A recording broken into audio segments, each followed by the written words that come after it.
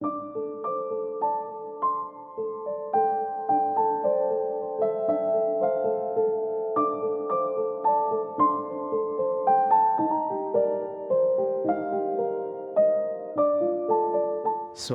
शीतं द्रवं स्निग्धं अन्नपानं सदा हितं शीतं सशर्करं मंथं जांगलान् मृगपक्षिणः घृतं पयः साल्यन्नं भजन ग्रीष्मे न सीदति। भजन ग्रीष्मे न सीदति, चरक कहते। भज भज सेवन, जैसे भजन कहते हैं ना, भज धातु जो है उसके दो अर्थ हैं, प्रीति और सेवन। तो मंदिर में जो हम भजन कहते हैं वो प्रीति दिखाते हैं भगवान के प्रति। यहाँ आयुर्वेद में जो भजन का मतलब सेवन करना। भजन जो कहते हैं कि जो बातें मैंने लिखी, चरक कहते हैं,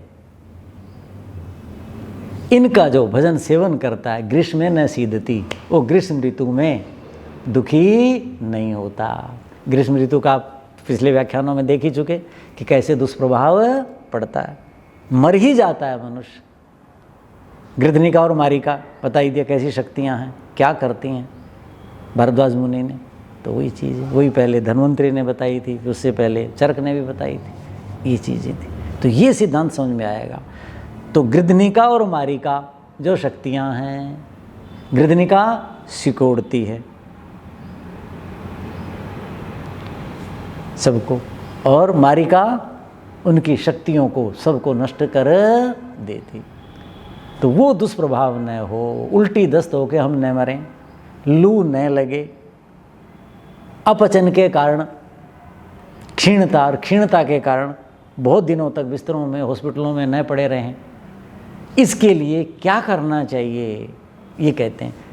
भजन ग्रीष्म में न सीदती, इनका जो सेवन करेगा वो ग्रीष्म ऋतु में कभी भी दुखी नहीं होगा, ऐसा चरक कहते हैं। क्या कहा मैंने बताया था, उत्तरायण में 3 रस बढ़ते हैं। हेमंत उत्तर शिशिर ऋतु में तिक्त रस। तिक्त रस क्या बताया था? नीम, तिक्त, करेला, तिक्त रस है ना, जिसे कड़वा कह देते हैं। वो क्या कहता है? शरीर की धातुओं को सुखाता है, शरीर की धातुओं को सुखाता है। तो हम कितना लेते हैं जीवन में बताओ? बहुत कम लेते हैं, बहुत कम। आवश्यकता है उसकी, वो रोगों से हमारी रक्षा करता है। जब आयुर्वेद के और बातें आएंगी तब बताऊंगा मैं। उसके बाद कषाय रस। कषाय रस क्या बताया था? जैसे कीकर की दातुन करते हैं, कच्चा अमरूद, अमरूद का पत्ता चबाओ, मोलसरी का पत्ता चबाओ, मुंह रूखा हो जाता है, कषैला बिल्कुल रूखा हो जाता है, वो कषाय रस है। तो वसंत ऋतु में वो, और ग्रीष्म ऋतु में कटुक मिर्च। कितनी रूखी होती मिर्च, बहुत रूखी होती, शरीर को रुक्ष कर देती। तो वो रस जिसमें, जैसे अदरक में है, जैसे मिर्च में है, जैसे क्या कहते हैं आपका पीपल में है, पिपली खाते हैं, त्रिकटु कहते हैं ना, काली मिर्च, काली मिर्च, पीपल और सूंठी, ये 3 कटुक रस है, इनमें प्रधान है। तो कटुक का मतलब समझे, कड़वा नहीं, कटुक का मतलब आयुर्वेद में क्या होता है? मिर्च वाला रस, ये समझ लें। तिक्त का मतलब नीम वाला रस, और कषाय तो आपको बता ही दिया, तो कसेला आप समझ में जाते हैं। तो ये तीनों रस क्रम से उत्तरायण में तिक्त हुआ, कषाय हुआ और कटुक सबसे ज़्यादा सब कुछ सुखा डालता है। आपने मिर्च वाली चीज़ खा ली, चटनी खा ली और कुछ खा ली, तुरंत क्या करते हैं? घर में ज़्यादा मिर्च डल जाती, कुछ घर वाले क्या करते थे? अरे घी डाल दो भाई, देसी घी डालते थे। देसी शब्द क्यों बोलना पड़ रहा है पता नहीं मुझे, घी ही है। तो घी डलता था, इसका मतलब क्या हुआ? मिर्च रुक्षता पैदा करती है। आपने पहले ग्रास में मिर्च की सब्जी, मिर्च की दाल या मिर्च की कोई चीज़ खा ली, आपको तुरंत क्या आने लगती है? हुचकी आने लगती है ना। तो क्या कहते हैं? पानी पियो। इतनी आमाशय के अंदर, ग्रास नली के अंदर इतनी रुक्षता पैदा कर दी किसने? कटुक रस ने। पहला ही ग्रास या दो ग्रास मुश्किल से खाया, एक ही खाया, अंदर गया आमाशय में और तुरंत हुचकी आने लग जाती है। ऐसा होने लगता है। क्या है वो? अंदर वायु, रुक्षता। बताया था ना, वायु एक बार चर्चा की थी। वायु किसका नाम है? रुक्षता का नाम है। तो कटुक जो रस है सबसे अधिक रुक्षता पैदा करता है, और वो ग्रीष्म ऋतु में होता है, और पहली ऋतुओं के कारण हो रखा है, तिक्त कषाय के कारण हो रखा है। तो क्या कहा, स्वादु मधुर रस। जिसको मिर्च लग गई तुरंत क्या कहेंगे, गुड़ दे दो, खांड दे दो, मिश्री दे दो। ऐसा करेंगे कि नहीं, करते हैं। तो स्निग्ध और स्वादु, तो आचार्य कहते हैं स्वादु। अच्छा, जब आपने मिर्च की सब्जी खा ली, मिर्च की चटनी खा ली, या कोई पराठा ही खा लिया और मिर्च का खा लिया एकदम से, और इतना खाते नहीं थे, तो उसके बाद क्या कहते हैं, अरे पानी देना भाई, पानी पिलाओ इनको, पानी दो। तो पानी कैसा, गर्म पीते हैं आप? कौन सा पानी पीते हैं उस समय? ठंडा। समझ गए? तो शीतम, समझ गए? रुक्षता पैदा हुई है कटुक रस के कारण, ये सिद्धांत समझ लो। रुक्षता पैदा हुई है तीनों रसों का, कटुक रस सबसे ज्यादा कटुक पैदा करता है वो ग्रीष्म ऋतु में। तो उस समय आप क्या लेंगे, स्वादु मधुर रस लेंगे, मीठी चीजें लेंगे। और वो कैसी होनी चाहिए, स्निग्ध होनी चाहिए। यदि मीठा, हरियाणा में तो क्या कहते हैं, घी और खांड खाते हैं, घी और बूरा खाते हैं। तो भोजन में क्या रखा जाता, मेहमान आते थे तब परिवार में, घी और बूरा। यदि नहीं रखी तो कई लोग तो भोजन नहीं करते थे, बोले इसने कोई खातर तवज्जो ना करें, हम नहीं खाते, हम और कहीं खा लेंगे। सबसे पहली चीज होती, हरियाणा के लोग, मैं तो दक्षिणी हरियाणा का हूँ, लू बहुत भयंकर, रेतीले, अब तो इतनी वो चीज़ नहीं है, टीले होते थे। वहाँ क्या करते थे, मान लो किसी कारण आपातकाल में लू में यात्रा करनी पड़ गई, तो क्या करते थे, खांड और बूरा में घी डाल करके उसके टोले बना करके और अपने 2-4 खा के चल दो। आपको लू नहीं लगेगी, आपको हैजा नहीं होगा। क्यों नहीं होगा बताओ? सिद्धांत समझो, जो हमने सिद्धांत की बात करी पहले। ग्रीष्म ऋतु क्या करती है, रुक्षता पैदा करती है, धातुओं को सुखाती है, कोशों को गृधना और मारी का संकुचन करती है। तो घी और मीठा, घी में क्या है, स्नेह है। घी मधुर भी है, मीठा भी होता है, और घी में स्नेह चिकनाई है। और उधर जो खांड है और बूरा है, गुड़ शक्कर नहीं, वो गर्म होते हैं, समझ गए। बूरा जो खांड को भी शुद्ध करके बनाई जाती है और शीतल होती है, जिसकी मिश्री बनाई जाती थी पहले, अब तो शायद चीनी की बनाते होंगे, वो अच्छी चीज़ नहीं है। तो वो अब खा के चलें। इसका मतलब क्या हुआ, घी और बूरा कुछ नहीं किया, घी और बूरा के अंदर जो पोषक तत्व थे, जो ग्रीष्म ऋतु के कारण शरीर के अंदर जिनका अभाव हो गया था, उनकी पूर्ति करता है। समझ गए बात? तो घी और बूरा नहीं कर रही, घी और बूरा के अंदर वो गुण हैं जो शरीर को पुष्ट कर रहे हैं, धातुओं को पुष्ट कर रहे हैं, कोशों को संकुचित नहीं कर रहे, उनको विकसित कर रहे हैं, संकुचित होने से रोकते हैं। तो ऐसे करके चलते थे, नहीं लगता। तो आप शरबत पीते हो, शरबत क्यों पिलाया जाता है, उसके अंदर खांड डाली जाती है, शीतल जल होता है कि नहीं। बेल का शरबत बनाया, सत्तू का बनाया, तो जो क्या है, शीतल है। और जो के अंदर आप जो के जैसे दलिया बनाओ, कितना चिकनापन, ऐसे लार सी छूटती, कितना स्नेह होता है उसके अंदर, ऐसा होता है। तो वो क्या करता है, आपके शरीर को ग्रीष्म के दुष्प्रभावों से, गृधनिका और मारिका के जो विष थे, उनसे वो बचाता है। तो क्या कहा, स्वादु शीतम द्रवम। ग्रीष्म ऋतु क्या, पेय पिए थे, रवि सूर्य सारे आप्य भाग को, जलीय अंश को खींच लेता है। तो स्वादु मधुर रस होना चाहिए आपका भोजन में।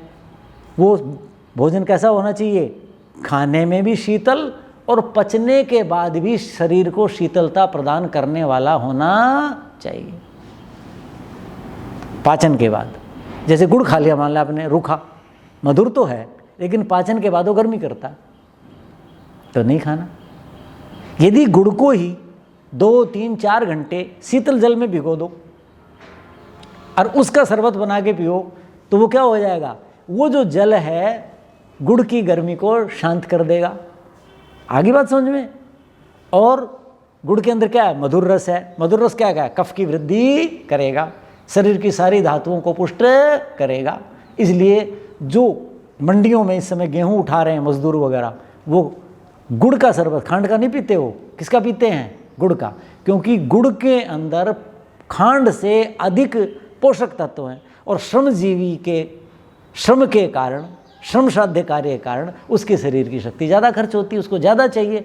तो वो गुड़ का शरबत पीता है, उसमें चने का और जौ का सत्तू डालता है और फिर उसको पीता है, और कितनी लू में गर्मियों में काम कर रहा है, कितनी गर्मी कर रहा है।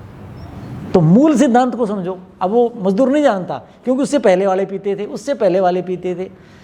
पहली बार किसने बताया होगा? ये एक बुद्धिजीवी है मेरे आप जैसे। हम गुड़ का शरबत नहीं पिए, क्यों? हम वो शारीरिक श्रम नहीं करते जो गुड़ को शरीर की ऊर्जा में बदल सके, जिसको हमारी जठराग्नि पाचन शक्ति स्वीकार कर सके। हम खांड का कर लेंगे, खांड से भी बूरा और सुपाच्य हो जाती है।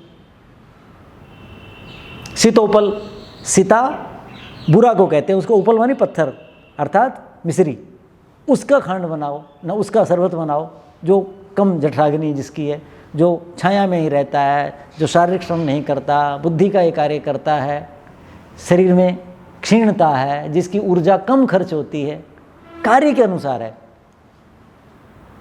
तो ये तो ग्रीष्म ऋतु में आपने मधुर, शीतल और द्रव प्रधान, द्रव तो समझ गए, जलीय अंश जिनमें हैं, जो बह के चलते हैं, ऐसे होना चाहिए। और स्निग्धम, जिसमें स्नेह चिकनाई हो। चिकनाई का मतलब क्या हुआ? तेल नहीं। फिर मैं आऊंगा विषय पर। क्यों? घी क्या है? स्निग्ध है लेकिन शीतल है। तेल क्या है? स्निग्ध तो है लेकिन उष्ण है, गर्म है। इसलिए ग्रीष्म ऋतु में तेल की मालिश नहीं करनी, तेल सिर पे नहीं लगाना, घी लगाना। आगे विषय आगे जब बताऊंगा, ठीक है। और जो भोजन में तेल का प्रयोग करते हैं उनको नहीं करना चाहिए, क्योंकि तेल गर्म होता है। लेकिन अपवाद है। आचार्य कहते हैं कि जहाँ घी होता ही नहीं है, जिनके पूर्वजों ने घी खाया ही नहीं, जैसे समुद्र तटीय लोग हैं, गुजरात के लोग हैं, वहाँ तिल और मूंगफली ज़्यादा होती है, घी शायद नहीं होता, नहीं खाते होंगे। महाराष्ट्र का, मराठवाड़ा का इलाका, घी बहुत कम होता है। हमारे साथ एक साथी पढ़ा करते 2-3, तो कहा करते बोले जी हमारे तो पूरे गांव में घूमो तो हवन के लिए मुश्किल से एक आधे के पास घी मिलेगा। और हरियाणा में तो झाकरे भरे होते थे घी के। उनके यहाँ बोले 1 किलो के लिए आपको 1-1.5 महीना पहले करना पड़ेगा, तब 1 किलो घी तैयार होगा। क्यों? रुक्ष इलाका। तो जहाँ पर जिनके पूर्वज तेल खाते आए हैं उनको तेल साथ में हो गया। साथ में का मतलब आत्मा जैसा हो, उनके शरीर ने उसको स्वीकार कर लिया। वो तो खा सकते हैं, अभ्यासी हैं। लेकिन जैसे हरियाणा के लोग हैं, पश्चिमी उत्तर प्रदेश के लोग हैं, राजस्थान हरियाणा से लगता हुआ, यानी जहाँ घी दूध ज़्यादा होता है उनको घी ही खाना चाहिए। घी शीतल होता है और स्निग्ध होता है, तो वो शरीर की धातुओं को क्षीण नहीं होने देगा, उनको पुष्ट करेगा। ये कहा स्निग्धम। अन्नपानम सदा हितम, तो क्या कहा? स्वादु, मधुर, शीतल, द्रव जिसमें जलीय अंश है, स्निग्ध जिसमें स्नेह चिकनाई है, ऐसा अन्नपान सदा हित है। ये सिद्धांत की बात कही है। मैंने आपको उदाहरण दे दिए 1-2। आचार्य तो उदाहरण नहीं दे रहा ना कि भाई आप देखो स्निग्ध कौन सा होता है, स्वादु कौन सा होता है। अब मैं कहूँ खांड, और इन दिनों मान लीजिए कोई फल आ रहा है, मधुर है, तो आप वो खाओ। लेकिन जो कटुक रस है, कषाय और तिक्त है, वो फल मत खाइए। आप चटनी बनाते हो जिसमें कसैला है, वो चीज़ मत बनाइए, वो सर्दी में बना सकते हैं। चटनी बनाते हैं जिसमें कटुक रस है, वो नहीं बनानी। मीठी चटनी बनानी है, मिर्च नहीं डालनी। हाँ, बात समझ में? सिद्धांत समझ लो कि मधुर रस जिन पदार्थों में है, ऐसा अन्नपान यानी भक्ष्य, सर्व आदि और पेय, वो सदा हितम, ऐसा कहा। अब आगे बढ़ते हैं। शीतम स सरकरम मंथम। मंथ किसे कहते हैं? जैसे सत्तू कहा या लस्सी। दही और लस्सी गर्म होता है, लेकिन लस्सी इस ऋतु में लाभदायक है। कैसी? मंथ समझते हो? जो घोल बनाते हैं, कोई भी घोल है, पेय जिसे हम कहते हैं, चाहे वो लस्सी का है, दही का है, चाहे आपने बेलपत्थर का बनाया, बिल्लू फल आ गया ना, वो उसका शरबत बनेगा, या आपने बादाम का बनाया शरबत। बादाम गर्म होता है, लेकिन रात्रि को भिगो करके सवेरे घोट करके जल में लेंगे तो जल क्या होगा? उसकी गर्मी को शांत कर देगा। उसका छिलके, उसमें गर्मी ज़्यादा होती है, वो हट जाएगी। और आपने उसको जल में मिला दिया और उसके साथ मधुरता दी और स्नेह उसके अंदर है ही, तो बादाम का शरबत क्या होगा? आपके लिए लाभदायक हो। सिद्धांतों पर जाइए, जो रुक्षता को कम करे, जो तरलता को बढ़ाए। आगे बात समझ में? तो स्वादु मधुर होना चाहिए, स्निग्ध होना चाहिए, तरल होना चाहिए। मधुर अम्ल लवण रस ही होने चाहिए और मधुर ही रस ज़्यादा होना चाहिए। लवण और अम्ल, लवण नमक को कहते हैं और अम्ल खटाई, ये दोनों कफ की वृद्धि तो करते हैं लेकिन पित्त भी बढ़ाते हैं। मधुर रस पित्त नहीं बढ़ाता। तो पित्त क्या है? गर्मी का नाम है। तो इसलिए लवण बहुत कम खाना है इस ऋतु में। कफ तो बढ़ाएगा, थोड़ा खाना है। कटु तिक्त कषाय से ज़्यादा लेना है नमक। लेकिन आप देखो ना, जैसे नींबू की शिकंजी बनाते हैं, पुदीने की शिकंजी बनाते हैं, हल्का सा लस्सी की, खूब पतली लस्सी का पेय बना दिया, उसमें हल्का सा नमक डालते हैं। क्यों डालते हैं? खंड जितना डालते हैं क्या? खंड तो 2 चम्मच डालेंगे, नमक कितना? चुटकी भी कम और भी कम, क्योंकि शरीर को उतना ही चाहिए और मधुर रस सबसे ज़्यादा चाहिए। सबसे ज़्यादा कफ बनाता है, ये कम बनाते हैं। और यदि ज़्यादा डाल देंगे तो क्या होगा? नमक, आप देखो प्यास रुकती है क्या? क्यों? उसने अंदर पित्त पैदा कर दिया, गर्मी पैदा कर दी, उससे और आवश्यकता पड़ जाती। तो ये सिद्धांत मूल रूप से समझना है। तो क्या कहा? शीतम स शर्करम मंथम स लवणम, जबकि लवण और अम्ल ये भी तो बढ़ाते हैं किसको? कफ को। लेकिन क्या कहा? इसका नाम नहीं लिया। मंथ जो बनाना है, जो पेय बनाना है, मंथ का मतलब जो मथ करके बनाते हैं, पेय जो बनाते हैं, वो शर्करा से युक्त हो। शर्करा खंड को कहते हैं संस्कृत में। हरियाणा में तो शर्करा, वो गुड़ का जो भाग होता है ना, उसको कह देते हैं शक्कर। तो शर्करा संस्कृत में, आयुर्वेद में खंड को कहते हैं। और सीता कहते हैं बूरा को, खांड के बाद शुद्ध करके बूरा बनाई जाती है। तो वो तो क्या कहा? मंथ पीना है, पेय पीना है, शीतल पेय कह लीजिए, वो पीना है, लेकिन वो खांड से युक्त पीना है। ये कहा, गुड़ का नहीं कहा इन्होंने। गुड़ का आचार्य ने क्यों डलवाया?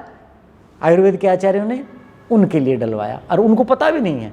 उनको बता दिया उनके पूर्वज को, किसी को, और वो क्रम से, परंपरा से चल रहा है। ये कहा।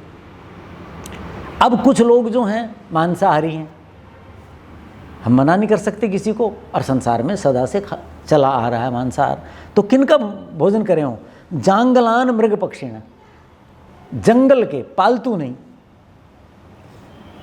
यदि जो जंगल में स्वयं जो विचरण करते रह रहे हैं, वहाँ मृग किसे कहते हैं? मृग, लोग हिरण को कह देते, हिरण मृग नहीं है। मृग किसे कहते हैं? मृग मार्गणे, जो खुला घूमता है। गाय जो खुली घूमती हैं, जैसे नीलगाय, वो भी मृग है। हाथी भी मृग है, शेर भी मृग है।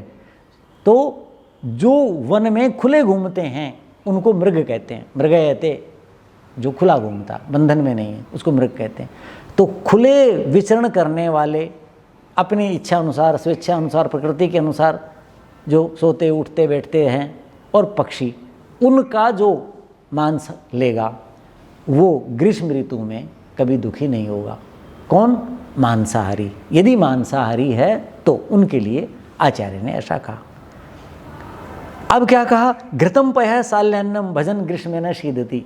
यहाँ तक का हमने पाठ करना था इस व्याख्यान में। और क्या कहा? घृतम, जो घी का सेवन करता है, मैं बता चुका। घी का ग्रीष्म ऋतु में नियमित रूप से सेवन करें, नियमित रूप से। और घी से भी गुणकारी मैं बताया करता हूँ मक्खन, लेकिन मक्खन बासी नहीं खाना, मक्खन बासी नहीं खाना। क्यों? मक्खन के अंदर तक्र की मात्रा होती है, और वो जितनी देर तक रखोगे उसमें अम्लता बढ़ती जाएगी, और वो खाएंगे तो मक्खन दूषित होता जाएगा और रक्त को दूषित कर देता है, गर्मी बढ़ाता है, और कुष्ठ का रोग भी पैदा कर देता है। यदि अगले दिन खा लिया तो उसके अगले दिन खा लिया। कौन सा? जिसके अंदर लस्सी रह गई। सबसे उत्तम है ताज़ा निकालो उसी समय, और उसमें खांड मिला के, मिश्री मिला करके बच्चों को खिला दो। उसके बाद घी। घी सबके होता है, जो पशुपालन नहीं करता और नहीं करता भी। तो क्या कहा? घृतम, घी। पयः, दूध। घी क्यों कहा मैंने? कहा स्निग्ध भी है, मधुर भी है, और तरल भी है। सिद्धांत बताया था ना कि मधुर होना चाहिए, स्निग्ध होना चाहिए, तरल होना चाहिए पदार्थ। तो घी में तीनों गुण है। ऐसे ही दूध में पयः, दूध भी लो, दूध कैसा है? शीतल होता है। दही और लस्सी क्या होती है? खट्टी होती है, क्यों? उनमें अम्लता पैदा हो जाती है, तो अम्ल पित्त को पैदा करता है। दूध जो है वो शीतल होता है, अर्धारोषण तो सबसे अच्छा होता है। गर्म किया हुआ तो गर्म करके, शीतल करके, और फिर उसके अंदर खांड मिला करके, लिखा कि खंड मिला करके उसका सेवन करो। किसका? दूध का। शाली अन्नम, और जो चावल खाते हैं, शाली एक धान होता है, वो बहुत अच्छा होता है। गर्मी में कहते हैं भजन, जो इनका सेवन करेगा न शीदती, वो कभी दुखी नहीं होता। तो मान्य सज्जनों, मोटे रूप से जो आहार है, इस व्याख्यान में हमने आहार पर चर्चा की है कि आहार के ये सिद्धांत बताए। अब आहार में एक एक चीज़ और कौन कौन सी खाई जा सकती है ऋतु के अनुसार, अगले व्याख्यान में आहार के उन बिंदुओं पर, उन पदार्थों पर चिंतन करेंगे। ओम शांति शांति शांति।